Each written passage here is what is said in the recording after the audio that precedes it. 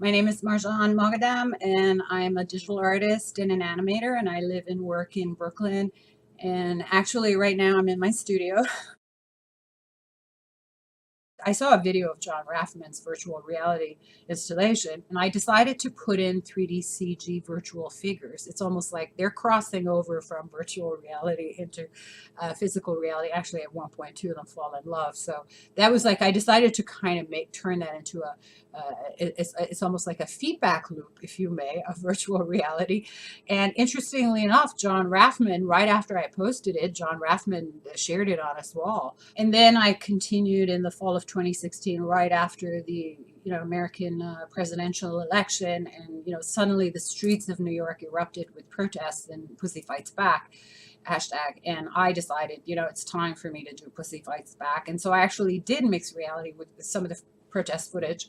And I sort of created a color cycled, flaming, special effects driven vagina as part of, Pussy Fights Back augmented reality for this for this protest. And I then later that December hacked that same flaming special effects driven color cycled vagina Pussy Fights Back into Art Basel Miami, which I felt was very much missing the very important dialogue from that.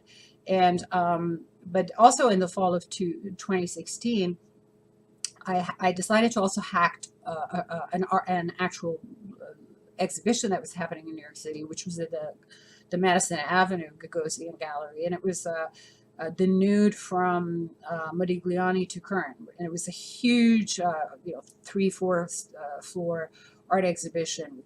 Picasso's, de Kooning, Jean-Michel Basquiat's, Francis Bacon's. I mean, all the great artists of the last 100 years. And I had seen a Louise Bourgeois sculpture from that. I saw a picture of it, a woman with child, in which the fetus had fallen so low it almost formed like was suggestive of male genitals on the female figure. And I had sort of created a figure at that time called a non-binary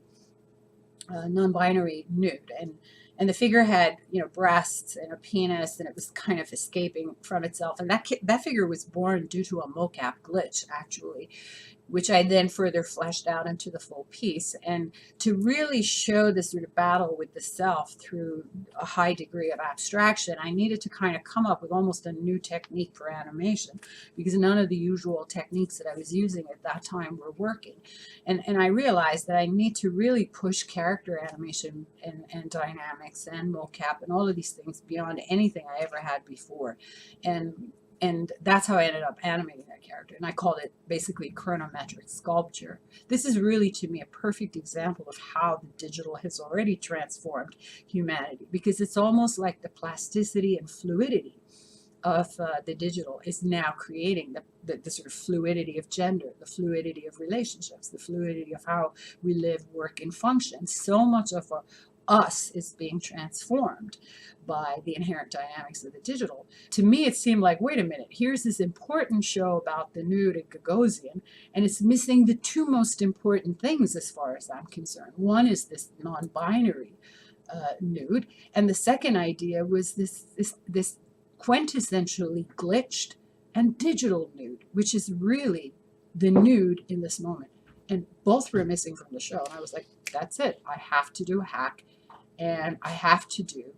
I have to put this in the Gagosian show virtually through augmented reality, and so I did.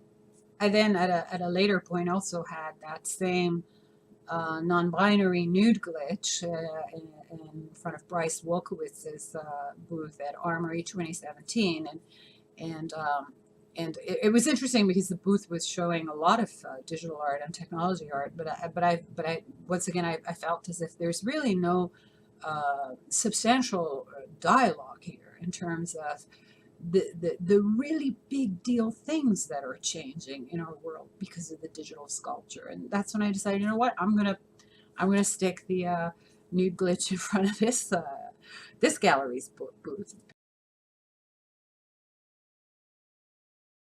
So I'm sort of debating the best way also to make these apps available publicly. And I might be making some available for download on my website. I might be exploring other ideas through, various different Apple Store or Google Play, etc. What is the right way to make these available as art? Not novelties, because they're not novelties, they're art.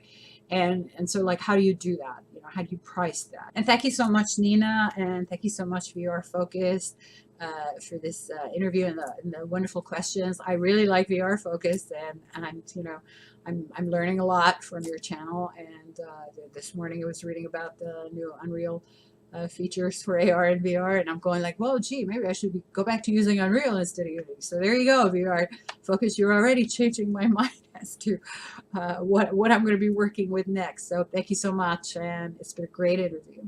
Where can people see my art? These art hacks on Instagram are real shows, as far as I'm concerned. The Old Museum in Germany, on my domain marjan.com. That is the best, native form for the virtual art that I do.